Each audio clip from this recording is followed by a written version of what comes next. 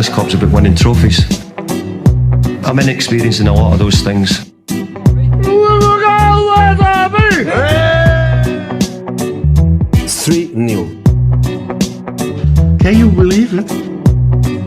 Almost lost the cup and you win it. The new European champions, the treble, the dream come true for you. Oh, I can't believe it. I can't believe it. Football, bloody hell. But they never give in. And that's the winner. Welcome to the American Red Devils podcast. I'm John. I'm Alex. And we are bringing you the best Manchester United news from this side of the pond. Who, sir? How you doing? We know who we're playing. It's our old boogeyman from 2018, FC Sevilla. Can't wait. Sunday at noon, Europa League Semi-Final. This is what we live for. Look, a semifinal to semifinal. Been to two so far this season. Came up empty-handed both times. Need to break the curse. Need a piece of silverware for Ole Gunnar Solskjaer. The manager, he needs that bling. We gotta at least advance to this round because hey, this is a big team. Sevilla's in great form. They're a tough side, but I don't think you want that on your record that you went to 3 semifinals and 0 finals, let alone silverware. So I think we got to advance. It's a big game for Ole. He knows that. We're gonna see a very, very strong starting 11, and it's a big match. Big match. It's not the biggest match of the season. It's not quite the biggest match of the season. The fact that we're in top 4, the fact that we can, sort of have no stress. We don't need Champions League football. He brought up on the last pod, almost gave me a heart attack thinking about that scenario. Look, the lads should do a good job. They really need to step up. I don't want to see him coming out slow. Copenhagen, we dominated on the stat sheet. Visually, it didn't look too great. I know it could have gone either way. We could have got one of those early goals. Someone could have been onside. But we just need to kick on, be able to beat Sevilla convincingly. They're not going to be like a Copenhagen. I watched some tape on these guys. They're going to be really tricky. They're pacey. They got wingers. They're going to challenge us. We need saves out of Romero, De Gea, whoever steps up, and our back four, including B-Dubs, going to have a big game. And there's no excuses right now in the semifinal. No, they're a far step up from Copenhagen. Not to, put down our neighbors in Denmark who, we enjoyed playing against, but Sevilla is in some of the best form in Europe along with United, right? They went unbeaten in La Liga, I think, since February, and then their record in Champions League, not Champions League, of course, we're in Europa League. In Europa League is unparalleled, right? I think they've won 5 Europa Leagues, and I think they won the last 3, something crazy like that. They basically haven't gotten knocked out in a long time. So they are coming in form. It's going to be a big test for us, and it's going to be a great occasion, so I cannot wait. The game that worries me the most, you shouldn't look to the past, right? We should only be looking forward, but that Chelsea FA Cup semifinal, similar ring to it. I know the lads were tired, but again, Chelsea wasn't even that good, and we just couldn't get up for that game for some reason. It wasn't in our DNA. And then since we made top 4, I haven't really seen it from the boys. They've been lacking something. They've had rest. They've had time. It's been a hell of a year on everyone. I can only imagine what it's like trying to play football during the pandemic and the breaks and the travel, going to Germany, quarantining, all this stuff. But, we got to come out in 5th gear on Sunday because I can't see a sluggish United beating Sevilla, right? We can't. This isn't a team we can come back from. Well, I don't know. I think we can come back from them. I just think we can't. We got to come out strong. You're absolutely right, because they will come out strong, as they should, as you expect any team to do in Europa League. But that being said, this is a luxury game, right? We don't need Europa League in order to get into the Champions League next year. It is. I didn't say I don't want to win it. I want to win it. It's a semifinal. It's a big game for United. This is a big game for Ole and the boys because, look, we got the top 4, but you need the trophy, sir. You need the trophy. United we just don't say, okay, we're going to make top 4 and then we're going to just chill in all these other competitions. That's not what Manchester United is known for. And that's not what I'm saying. All I'm saying is what do you say? There's pressure off the players' backs because they're not, like we talked about last time, and I can't believe it didn't come to your mind watching these games. If you're playing for Champions League, do or die, it changes the tenor of the game. This is like, we want to win a trophy. This is be a big, important stamp to put on the season, right? To win something and kind of kick on from next year. But that being said, it's like different stakes. If this was like an $80 million game, which is not, versus just on our way to get a piece of silver, which would be nice to have. Yes, but you could argue that then the Manchester United of old shouldn't have gone on to win all those trophies just because they didn't need it, because they didn't need the Champions League money. Again, the motivation's a trophy in and of itself. Mourinho, this trophy was important to him. We thought there were big things coming to United. We actually started this podcast after we won the Europa League in 2017. Famous trophy. I mean, that was a big game, and we won. I want United to kick on and win. Look, we play Sunday. The final will be Friday. It's going to be a crazy week. If we make it to the final, I mean, it's going to be Inter. Right now, the odds makers have them as favorites to win. Inter stepping up, Manchester United stepping down. Well, I mean, look, you're only as good as your last result. We did win, but we weren't the most convincing. You watched that game. I rewatched it, all of it. We actually played very well at times. Obviously, it is a Copenhagen side, so they can get up for this match. They have to get up for this match. You're right. If they do the same thing they did with Copenhagen, they will get beaten. Right? If they take them for granted and assume this isn't that good of a team, but I don't think they will. Ole's gotten beat by them. Some of these players have gotten beat by Sevilla. So, we got pride. It'll be a big match. This is going to be a proper match of football. One that I hope United can get up for. I'm just a little nervous based on their form coming into it. I know the 11's going to look a little different. I really think if you want to go all the way back, we miss Luke Shaw. We do. It's like ever since Luke Shaw went down, the form has kind of been on the skids. Who would have thought Meat Pie Luke Shaw turns into the impossible Meat Pie? I mean, he's absolutely United legend. Need him back. Need him healthy. Unfortunately, he gets injured quite often. Mark those words. I can't believe you never say that. Dude, it's true. I'm going to call it out. I mean, Luke Shaw, he shows up out of shape. I'm going to call it out. He plays lights out. I have to call it. I'm just a fan on the couch, sir. I mean, he's had a strong season, and he came back even better from the restart. It's a shame he went down injured because you're right. I think there was something that he did on the left side, unlocking Rashford. He hasn't looked as good since Shaw went down. Exactly. Sorry, it's exciting. I can't wait. Everyone's looking forward. It's a big match. It's something to look forward to. It's a week. Thank God it's not Monday. That's such a bummer. Sunday, I'll tell you what. Sunday proper match noon. We're gonna have the barbecue out here, ripping in NorCal. I'll tell you what. It's a sweltering one here. It's gonna be a hot one in the bunker right now. I'm sweating as we're doing this pie. We don't have any AC in the podcast room attached to your garage, sir. So it's quite hot. This is gonna be sweating. Sorry, I got no AC. I got no AC in my house. We need to look into that. This pod room's got no insulation. So quick PSA for the podcast. You want to help us get AC? We have end of the season survey. We have it on our Twitter. It's pinned to our Twitter profile. If you fill it out, you give us valuable feedback on how we can improve the podcast, and we're giving away a free 2020-21 jersey, player and size of your choice. Fill it out. It goes a long way to helping us improve. We try to get better every season, every single pod. Check out the blog. We have a big article dropping tomorrow on Jadon Sancho, that transfer. We went through the numbers. Very interesting stuff. We got some merch there as well. Click on store. Drop review on iTunes, sir. How do they get a free sticker? All they got to do is give us a 5-star review, if you will, or a cheeky review, if you might. Take a screenshot of it. Send us a photo to americanreddevils@gmail.com. Give us your address, and we'll get you a couple stickers. I'm not giving away stickers for 3 stars, sir. I'm just letting you know that. Also, subscribe to our YouTube channel. That is the PSA. No ads on this podcast. For fans, by fans.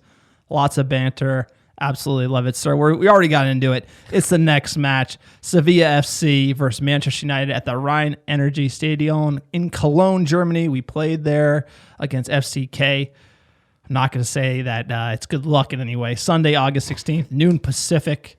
Great kickoff. It's a semifinal. It's a proper match. Sevilla 4th in La Liga. Like you said, they went on a run. They have some great players. I had some spare time. Watched some YouTube highlight videos on the front 3 for Sevilla.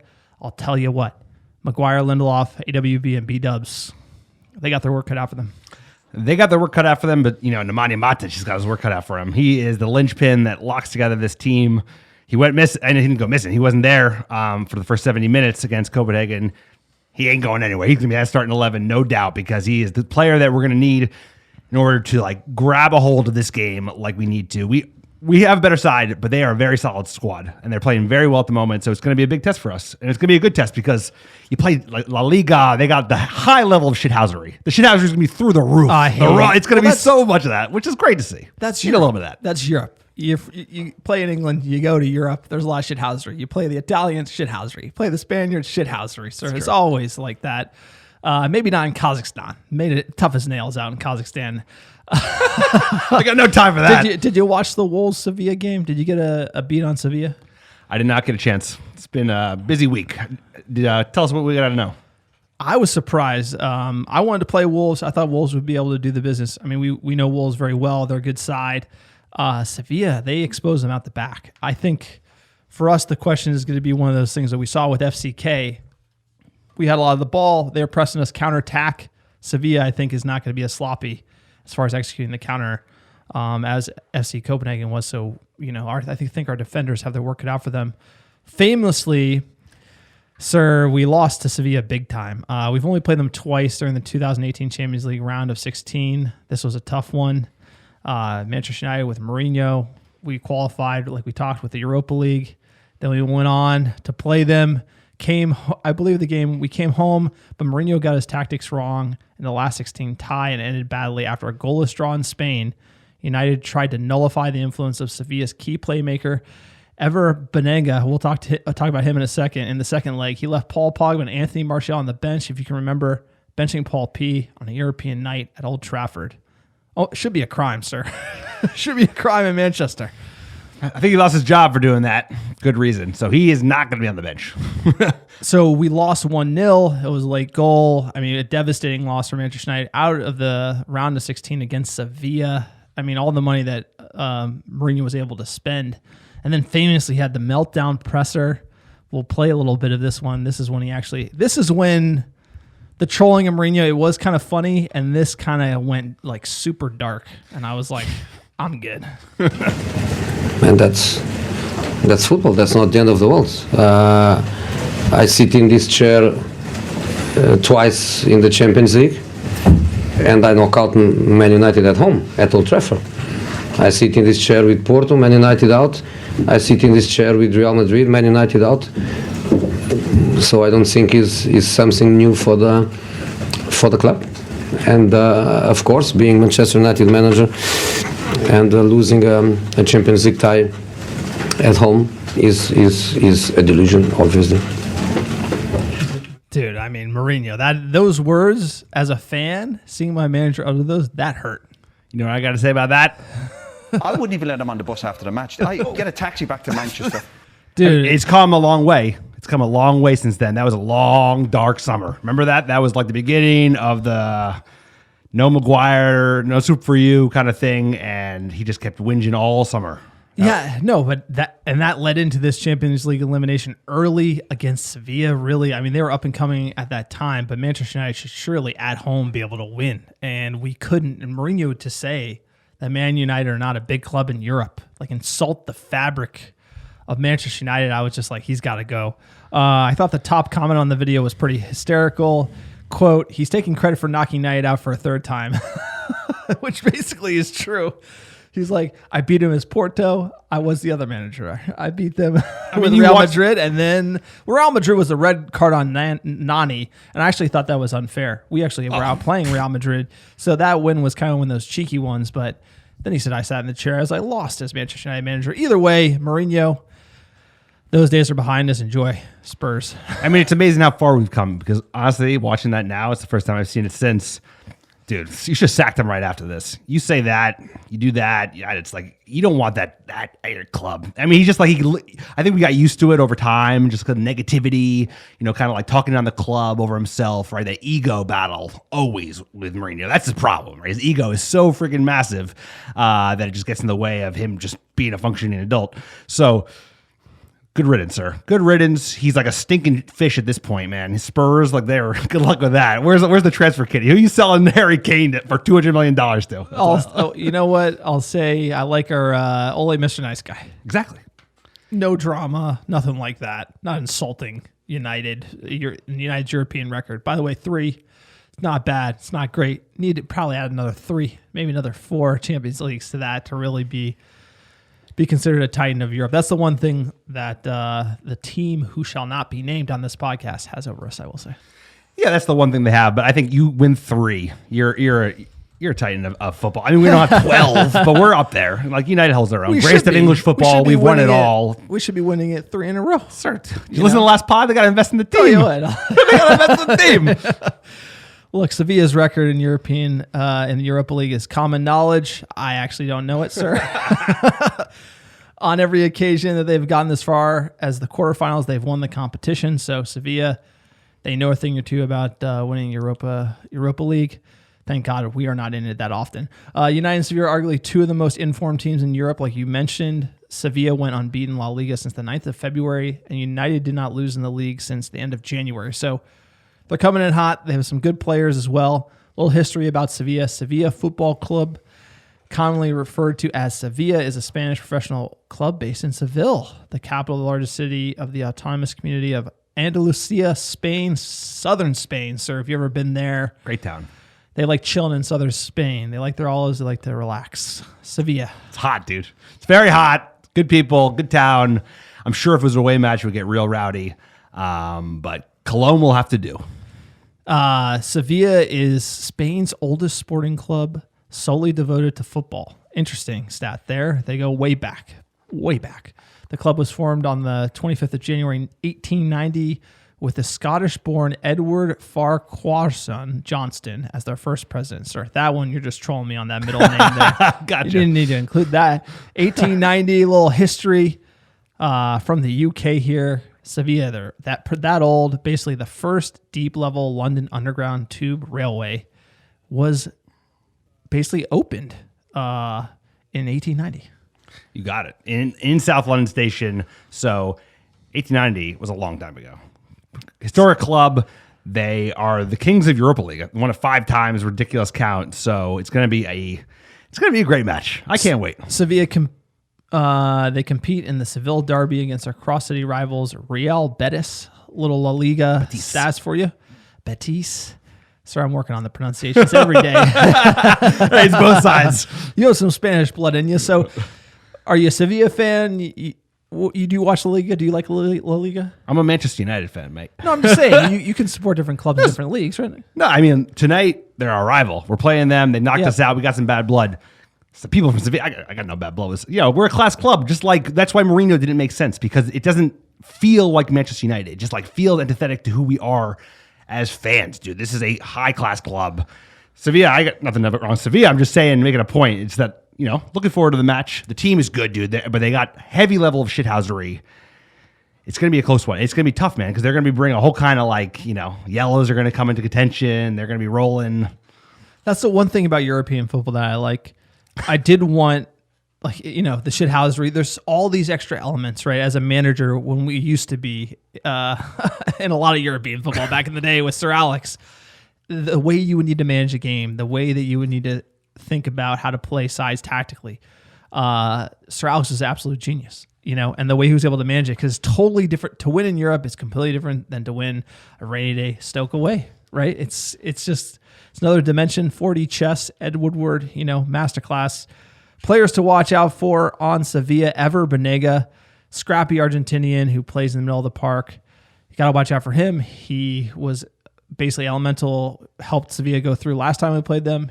He's still there. Jesus Navas used to play for Man City. He's the captain, plays right back now, winger converted to right back. He's pretty pacey. And then Ocampos, another Argentinian, one of the most prolific wingers in La Liga, 14 goals, 3 assists, did have a few penalties in there though. Scored the winner against Wolves, plays on the left, plays on the right. He did feature on the left when they played against Wolves. Another scrappy Argentinian, mean mugging, a lot of tattoos, love that. Transfer market rates him at £45 million. His value is climbing. Poor man's Jadon Sancho, just saying. Hey, you never know. Ocampos. I don't know what our budget's going to be. Dude, I'm telling you, watch out for Ocampos. This is a mean mugging. I mean, it's going to be a solid team. They know how to play together. They're dangerous in the counter. They're dangerous in possession, right? Look at the possession stats against Wolves. They had all the ball, all the shots on target. So I don't know. I don't know what Ole is going to do, but I think that's, we'll talk about lineups in a second, but I think Amata, his calmness on the ball and his ability to pass through the lines with some speed demons, I think pace is going to be the key to breaking down this Sevilla team. So from a tactical perspective, Sevilla plays the 4-3-3. They move the ball quickly between the lines and look to exploit space on the wings with Ocampos and Suso.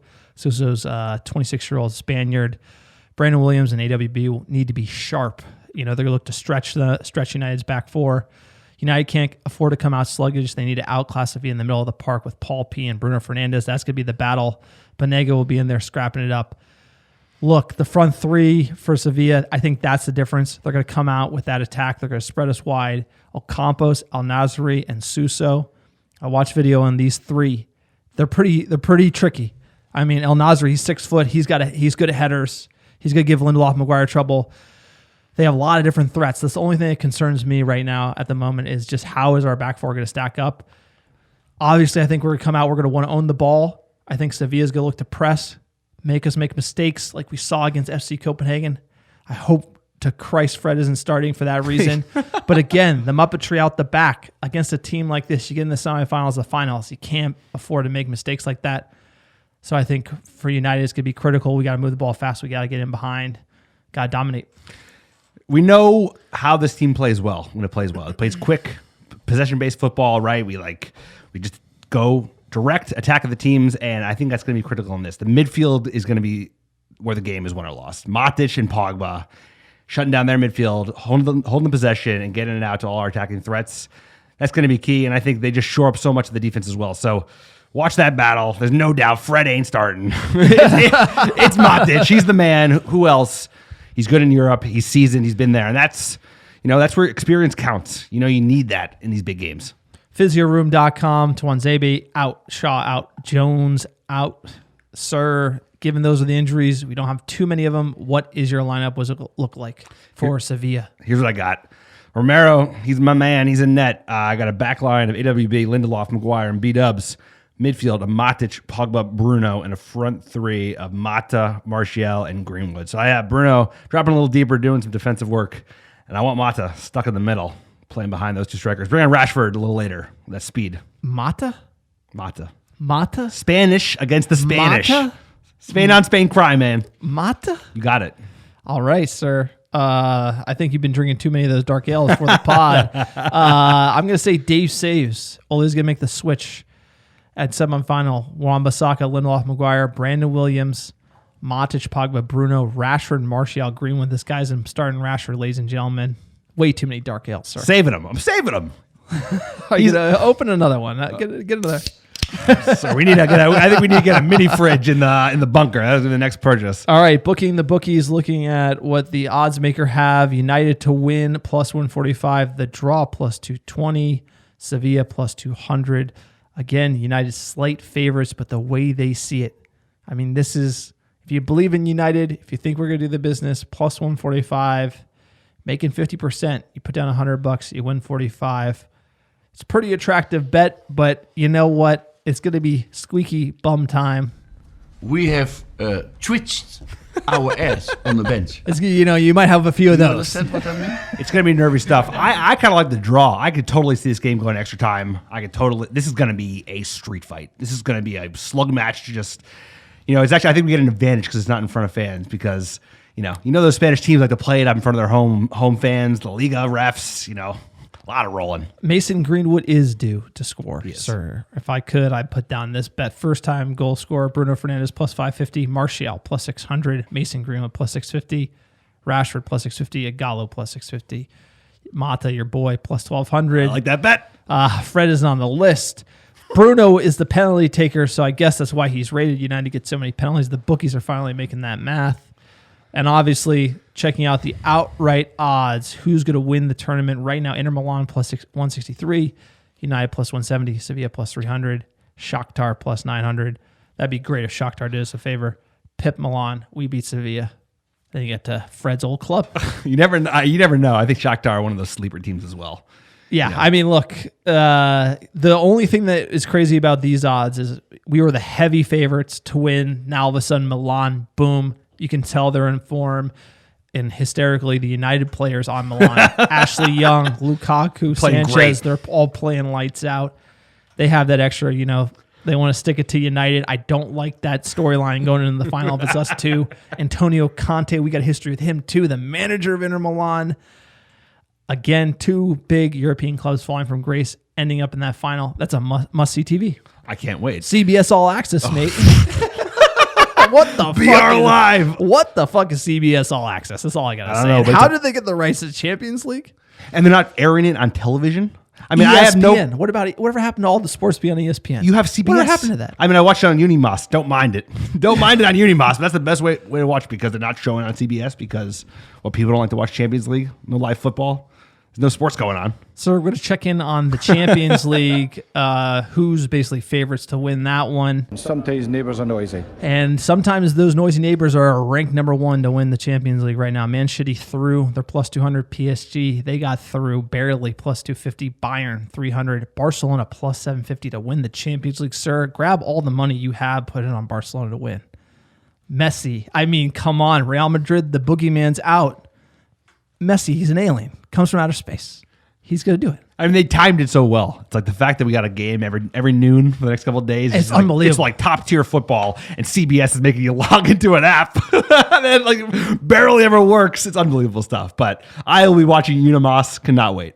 All right, that was quite a tangent there. We went into the Champions League, but we did not do the score prediction for the Manchester United Sevilla game, the only one that really matters, sir. You know, as we do it here. We'll do it live. Always. We're doing it live. What is your score prediction? Sevilla, Manchester United. You said extra time. 2-1 United. I think Greenwood gets the winner. I'm going to go nervy. I'm going 1-1 penalties, Manchester United to win. Sir, by the hair on our chinny chin. I wish it would be that exciting of a game. 2-1 United will win. Friday is going to be, the final is going to be Friday the 21st at noon. So again, we got that weekday game, but it's Friday. So you can try to maybe get off work Friday afternoon, watch the match. I think we will try to do that in person, but we're not going to say that we're in the final just yet. Not going to say it. I haven't even blocked it on the calendar yet because it's bad juju. So got to lock it up. All right, sir, we got United in the news. Everyone knows. What are we going to talk about, sir? We're going to talk about... Practice? Talking about... Who else? Jadon Sancho. That's right. Everyone's talking about Jadon Sancho. Fabrizio Romano. Trolls on Twitter. Everyone, you notice how when we said the Sancho deal is dead because we don't have the money, and then it just went away? It just went away. And Jadon Sancho to Manchester United looks to be dead. Looks to be dead. I know it's dead, but it's not. It's For the like, time it's being. in a coma. It's in a coma. It's Yes. like it's like on life support. No, that's what I mean. It's like Dortmund won August 10. We went through the whole timeline. They said he's not for sale. United are like, please let it sell us for a discount. Dortmund says we got him for 3 more years. There's no way Dortmund's not going to budge. We have no leverage. Then I think we're broke as a joke, right? Because I think we know this club only does one transfer at a time. That's like infamously known among Manchester United fans in the Woodward era that he can only do one deal at a time. So this is the priority. If it drags, then we not signing anybody else? Or are they going to just drag it all summer and that's their excuse for not signing anybody? It just... Yeah. I know we were hot on Sancho, and I think we thought it was going to happen. It feels like if it was going to happen, they would have gotten done quick. Sir, I watched the highlight video. I jinxed it. No Sancho. You heard it here first. Shouldn't watch the highlights. The minute I watch the highlights, the minute I think the player's coming. I did it with Haaland. Yeah. The classic. I didn't do it with Bruno until he got signed. You know, I feel like I jinxed everything here. The cursed jerseys, the whole 9. Sir, we're superstitious. Pogba's thriving. I mean, Pogba's thriving because you sent that jersey off. We donate. I mean, we sacrificed my Lukaku jersey to the, you know. That's coming back to bite us. He's killing it. He scored 30 goals this year. Yeah, and he might beat us. Well, I was wishing him well. You know, I was wishing him well, but hey, 30 goals. It is Italy. He's made for it. Yeah, no, I'm not concerned about Lukaku. But I'm Jadon. concerned about not investing that $75 million in another striker. That's what I'm concerned about. United selling, it's unbelievable. Ed Woodward, the Muppetry, we'll get into it. But the article we're breaking down here, Jadon Sancho is, quote, being urged to publicly confirm he wants to stay at Borussia Dortmund as German giants put pressure on their young star, with Manchester United still chasing their top target. Per the Mail, they're saying they want him to come out and say it. He did say something kind of cryptic, like, hey, I really like playing with all these players, you know, saying something cheeky. Sancho, I think he wants to go to United. Clearly, there's something off here. Dortmund wants to negotiate through an agent. They're demanding 120 million euros, approximately 108 million pounds. Structured deal, 70 million up front from United, trying to pry Sancho away. I DM'd our boy Phil De Bruyne today. He said he has a source close to Woodward that it's a stretch to get Sancho, and if they do it, then they wouldn't be signing anyone else the rest of the summer. Makes sense. I went through the math, sir. I updated the financial model since we made Champions League. posting the article tomorrow. We'll probably cover that on the next podcast. But essentially, what's going on at Manchester United at the moment, they drew down the revolver. They have a ton of money they owe from legacy transfers. Projecting out their cash balance to the end of 2021, the season, so June 2021, that's the end of the fiscal year 2021, their cash balance hits a low of $73 million. If you assume fans are in seats starting next season at 25% capacity at Old Trafford, which I really think is doable. You know, there's fans in Australia right now at Aussie Rules Football. They just sit in groups like far apart. And then capacity goes up to 50% on January 1st. The thing is, because match day revenue for United is £110 million juggernaut of revenue. If they lose that, they lose their sort of the cash cow. And with United facing that, their low cash balance, they hit a $70 million. £70 million is their low cash, and essentially you can't spend too much beyond that because Manchester United can't spend down to the nub. They're a multi-billion-dollar company. They need at least 40 to 50 million in working capital. Plus, they don't know how things are going to go with COVID-19. So, if you're Ed Woodward, you're running this club, and what he said on the investor call is they're weathering the crisis. They got caught with their pants down at the worst moment.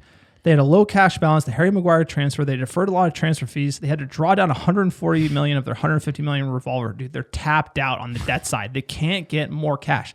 They could, but it would just be prohibitively expensive because they have $660 million in debt on the balance sheet at the moment, and they pretty much fucked their club.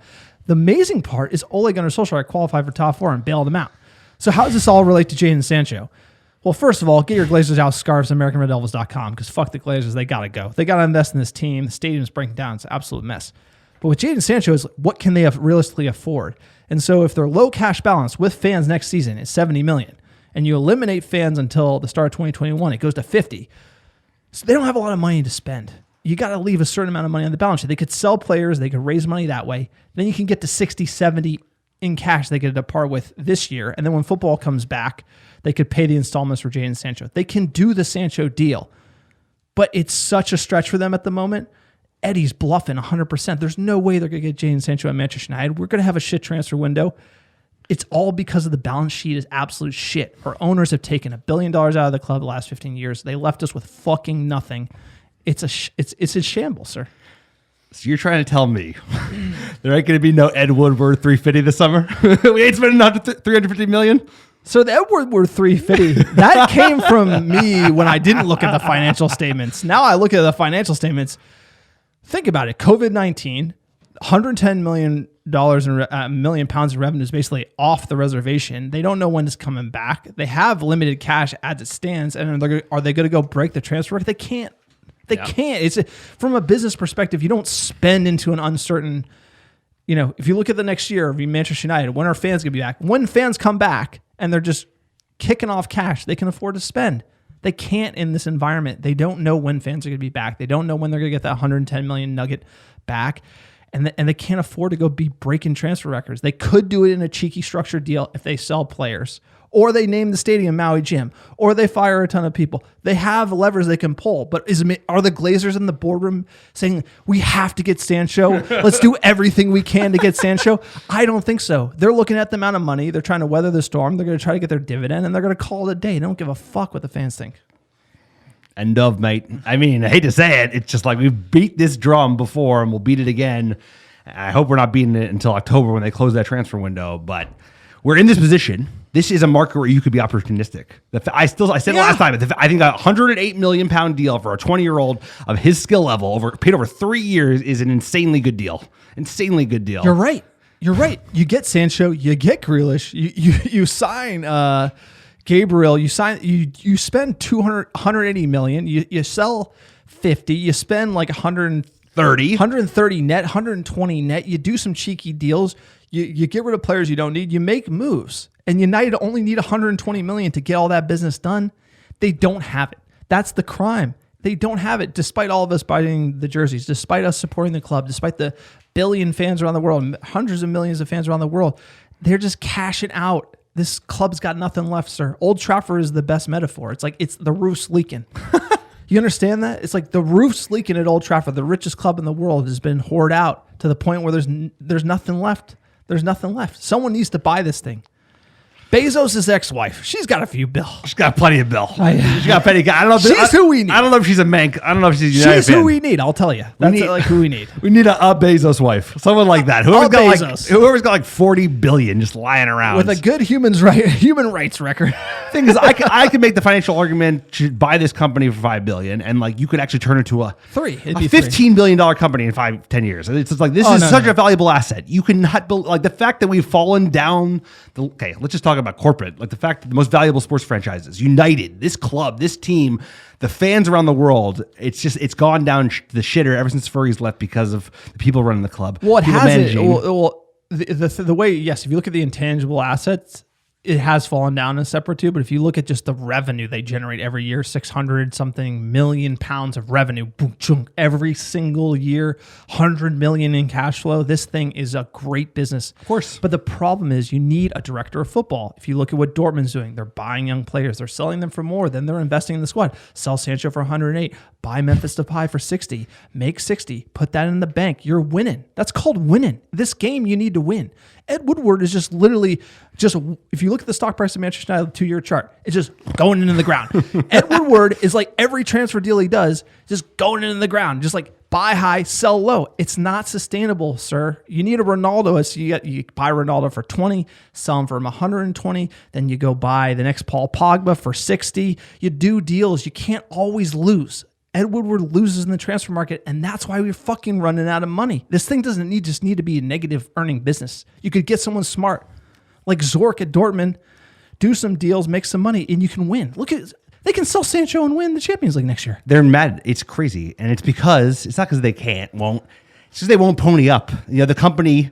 It's funny we talk about it that way now because it's true. It's an LLC, and at the end of the day, it doesn't have the cash because the Glazers have taken PLC. It's a PLC. Oh, sorry, Foreign filing, sir. Apologies. On the New York Stock Exchange. But they've taken all the money out, levered it. That's the deal. It's the debt. You put that much debt on a business, it will destroy any business. You lever that high, you can't have any operating cash. So if you get into a situation where there's an emergency, a global crisis that changes everything, and you're like flat-footed and just trying to basically survive. Well, to be like the real thing is like no one could have seen this coming. No, I'm not going to defend them, but at the end of the day, they should have had at least $200-300 mil on the balance sheet so you could do 120 net and then like do some deals. They should be flexible. They got fucked. They got fucked. Dude, they put $200 million in this company, in this club all day in 2005, bought it $800 million in debt, and was still chilling with like, what, 660 million pounds of debt? And the $3 billion enterprise value, I mean, like close to it. And that's a hell of a return on the investment, but like they should sell the investment. That's the point.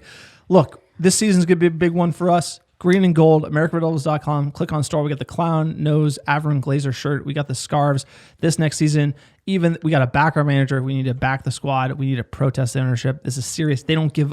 Ole does everything and more with what he's got, and they don't back him. That's a crime, sir. Like that should be a crime in Manchester. 2 of the 3 of his strikers are academy players.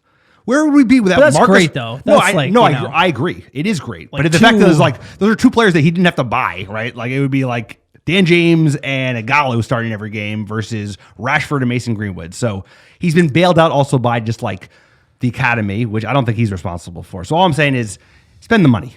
We're in a great opportunity to really like step up to back to the elite with the squad. And all it needs is like 3-4 solid players, including the Sancho. Get the 5-6 out that we've talked about. And let's kick on. Andrew Herrera left on it free. Just going to say that. Great. Ed Woodward playing 4D chess. I don't know what he's doing. He's trying to help PSG win the Champions League with Andrew Herrera. I don't know. But dude, he'd be great on this team. He doesn't know how to play 3D. He doesn't know how to play chess. He doesn't know 4D, 5D chess. Dude, he's playing like shoots and ladders, bro. Manchester United, Phil Jones gets Twitter apology for UK post. This was absolutely a riot. Twitter UK published a tweet from their official account saying, Phil Jones, name a better footballer than Phil Jones. I mean, gotta feel bad for Phil Jones. We give him a lot of shit here on the podcast. Fergie signed him. Blackburn, all places. He had promise. He came in, actually, I thought he played well initially, like a few years back. And then he's kind of been a joke ever since. Never really been able to get rid of that vibe. He didn't just sign him. He also famously said that he could be one of the best players to ever play for Manchester United. Hype man. Fergie was a great I know he was. And you know what? He looked like he would be. Right? He had that, pretty physical, pretty good recovery speed, but just has mental errors and the fact that he's made of glass. Right? I don't think it was ever in the cards. One of those players that just couldn't shake the injuries. Sell. I'm going to sell Phil Jones all day, go, especially this summer. And Manchester United are set to confirm new signing Isak Hansen Aron. He's Norwegian. I probably butchered that name. He's poised to start the academy season with Manchester United after Tromsø confirmed he's no longer a player. This Norwegian is a great prospect to watch this highlight video as well. Midfielder, 16, Ole Connect. I like it. I love these academy moves. Watched an academy highlight video of Tahith Chong, famously, when he was coming up with the Dutch youth team. He looked lights out there. Hansen looks like a player. Take a punt. No, all day. I think to be very honest, I think the academy, what we've been doing the last couple of years, has been terrific. The players we're going for, the moves we've been making, we've been just picking up a lot of young talent. And I think clubs around us have been doing that for over a decade now. And I think finally, obviously, United has an esteemed history, but the academy kind of I think it was put on the back burner for a little bit. It's obviously become a priority again. It's good to see. Long may it rain, that fine academy. No, and I think I like these young signings coming in. And then you kind of see it's really a coin flip. Like Chong, he comes up, gets in the first team. How does he do? Goes out on loan, comes back. You have to really. Some like Mason don't need any time. They can just break in at 18. Some, like Jesse, never really break in. Some break in need to be 21, 22. Next bit of news here.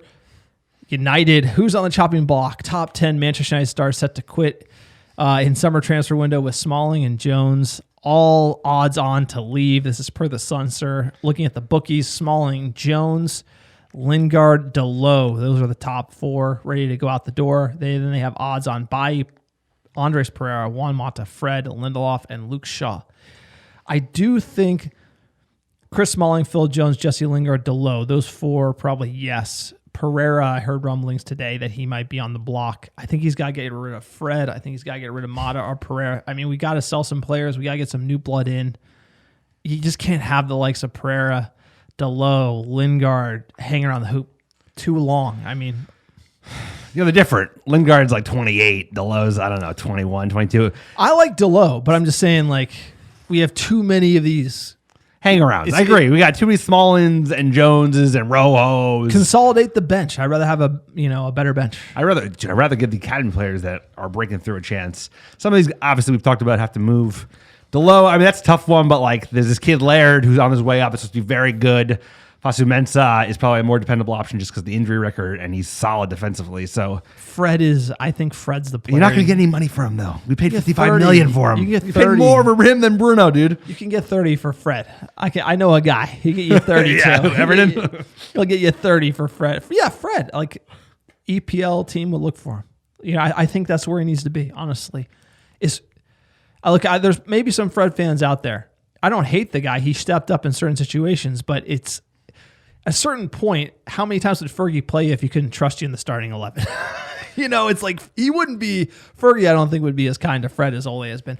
But Ole's too kind to a lot of players. He's too kind to Jesse Lingard, too kind to Phil Jones, hates Delot, I guess. He's too kind to Pereira. You got to make up your mind. It's either Lingard or Pereira. Which one? Keep one, get rid of the other one. Yeah, I don't think he hates anyone, but I know what you mean. He just certainly has a preference of certain players. Maybe the fact that all these deadwood is still sitting around. Hey, you talked about the man. It's Eddie Woodward to shine again. If they're not bringing bodies in, not moving bodies out, who's responsible for that? It's not on Ole. It's up to the head of football, director of football, and that's not our manager. We can only pray for a director of football. All right, sir. Fan questions. Appreciate all the hot banter via Twitter at Man United DYL. Quote, when do you guys expect our first sign to be completed? Kind of going with the theme. What do you think? I don't know. We just signed some youngster from that young Norwegian, right? That counts. Has been announced. I'll say major first team signing. When's the window open till? It's open until the first week of October. But it's October, and then we have a domestic window, right, with the lower league. So I'm going to say September. Honestly, I think fans are going to be moaning.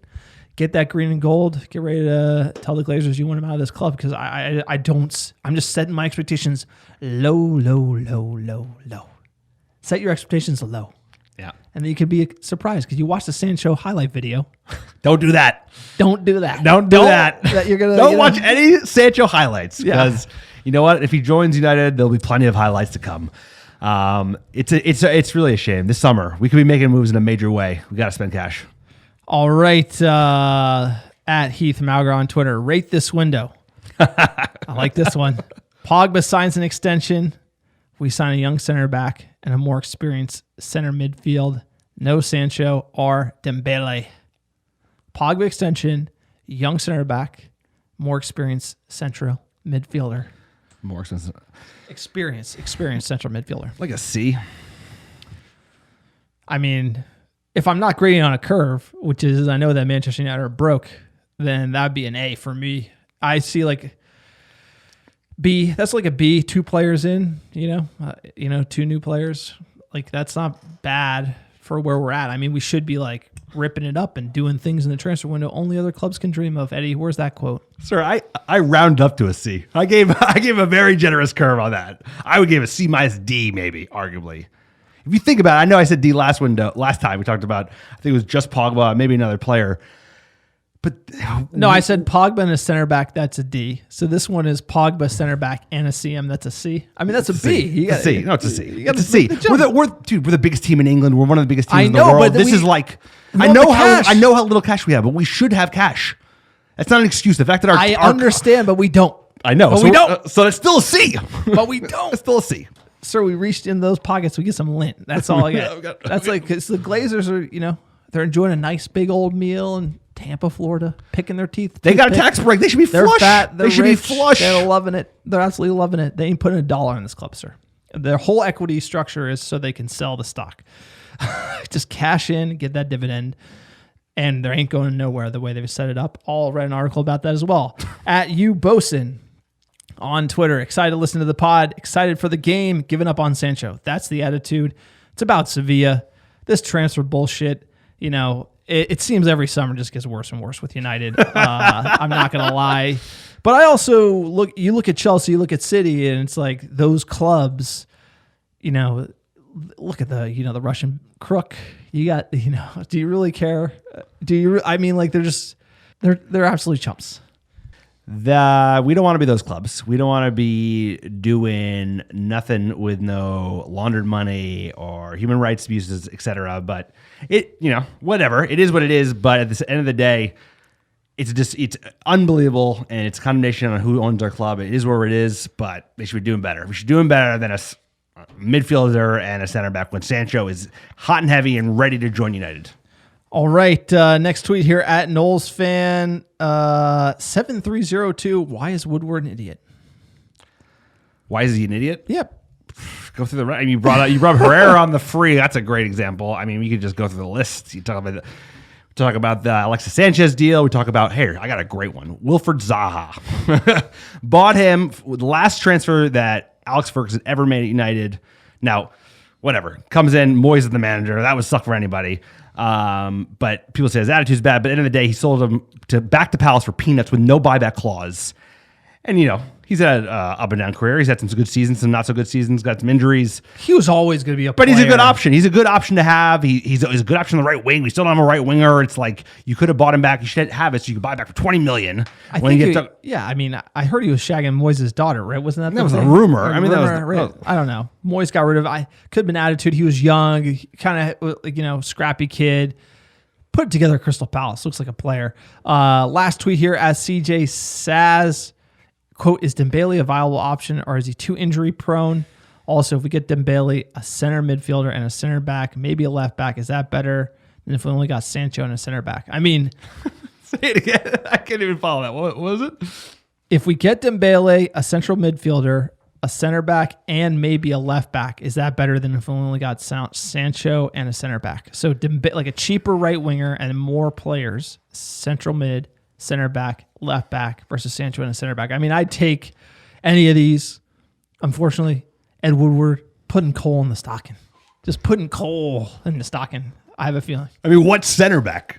Are we talking about like Kabali? We're talking about some guy you never heard of. Oh, we for ain't $8 million talking- from the championship. Yeah, we're talking about the Bargain Brazilian. bin. The bargain bin. Yeah, the bargain bin. No, Yeah, no, 20 bargain bin. to 30. Gabrielle would not be bargain bin. He's got like apparently 5 bids in. He's like got all the choices he wants. So I think we'd actually have to pay up full ticket to get him. But I'm saying you're assuming those are players that were been targeted over big name players. But I think our expectations should be set low. I think you're setting the right tone. Okay, this transfer talk's getting me a little depressed. I know, me too. Let's talk about Sevilla. I'm looking forward to that match. but can Ole with this team compete for the English Premier League title next season with what he's got right now? That should be more of the. We did get Bruno. We did kick on. We did make top 4. If you look at the table since January, also since the restart, we're one of the top teams. Can he do it? Or is it too much? Is it Champions League? I just see like a really good team, but you got to pick our spots. You know, he's got to play complete U sides in the cup competitions, not care about those. Go for Champions League. I just don't think we have the depth, but I think we can compete. I think we could be second or third in the league. You know, if we absolutely come out and because like the issue is also we're just running right into next season. Oh, that's the big thing. It's going to be about how we, do I think we compete? Maybe. If we make the right transfers, if we don't make any transfers, it's going to be exceptionally difficult. The premise of the question was that we don't get anyone in. No, it's going to be very, very difficult. I would say. Well, like maybe Chris Smalling, say we get Chris Smalling back. Oh, Chris Smalling's going to change the game, huh? No, I'm just saying, think of United as is, no transfers in and out. Say like, we get Smalling would be the one we don't sell, we keep him. Could we do damage? Like Dan James steps up. I just don't think the players have the time off to make improvements. So we're just going to see more of the same. Like we're going to see a good starting 11. They're going to get tired. I just don't think without like a significant break, we're not going to be able to kick this.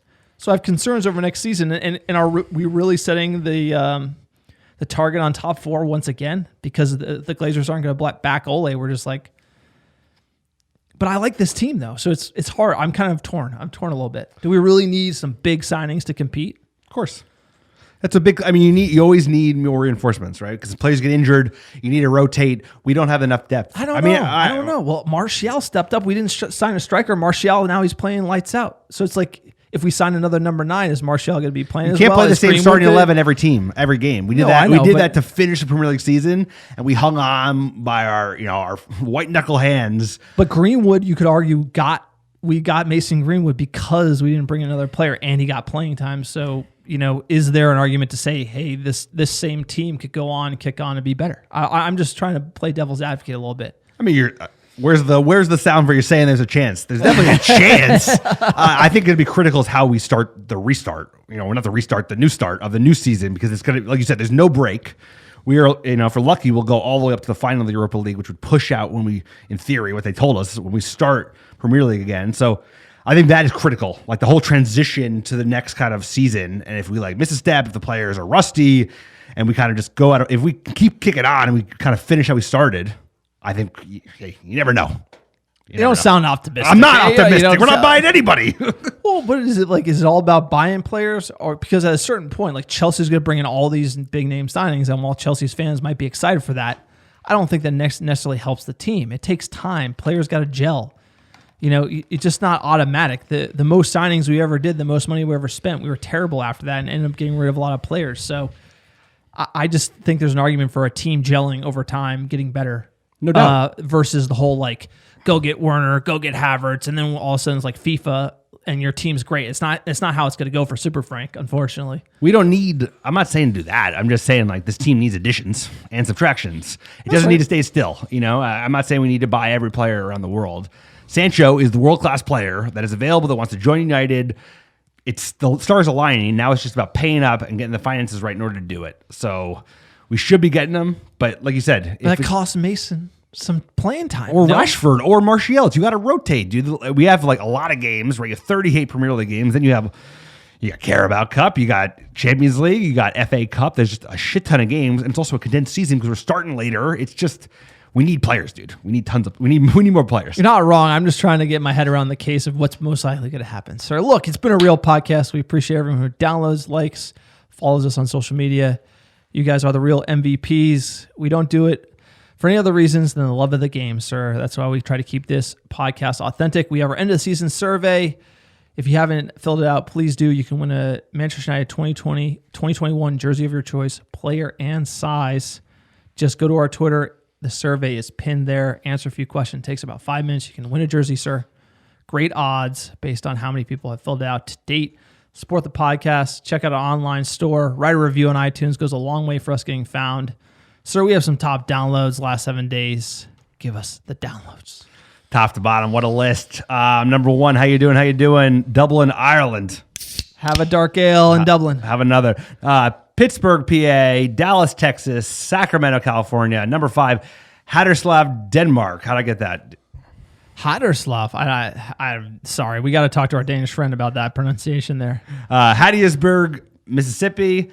Chicago, Illinois. There you are again. Vestinmeyer, Iceland. Appreciate you guys. Farmingdale, New York. And 10, Mission, Texas. Last but not least, also Fredericksburg, Denmark, 11th. And Mogadishu, Somalia, coming in 12th. Dude, also Norway, big international board with the American Red Devils. Appreciate everyone listening, downloading, watching around the world. We got a semifinal, sir. It's going to be big time. Ole, got to get that trophy. I'll be disappointed if we don't win against Sevilla. Sir, you seem to say no big deal, not worried. We made top 4. Hakuna Matata. That's what I'm hearing from you. That's strange. Manchester United fans, we're like Gollum, for that trophy. I need to have the precious trophy. I need the trophy. Sorry, I'm insatiable thirst for trophies.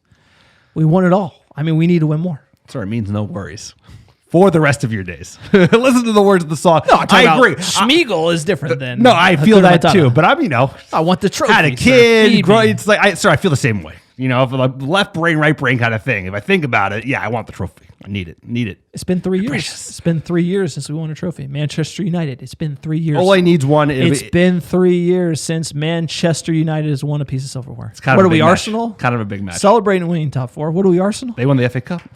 They won a trophy. We would have beat them in that final. I know we would have. That final. We should have beat Chelsea. All right. Big semifinal Sunday. We'll be watching. Follow us on Twitter. Get involved, sir. How good does it feel? Always at the wheel.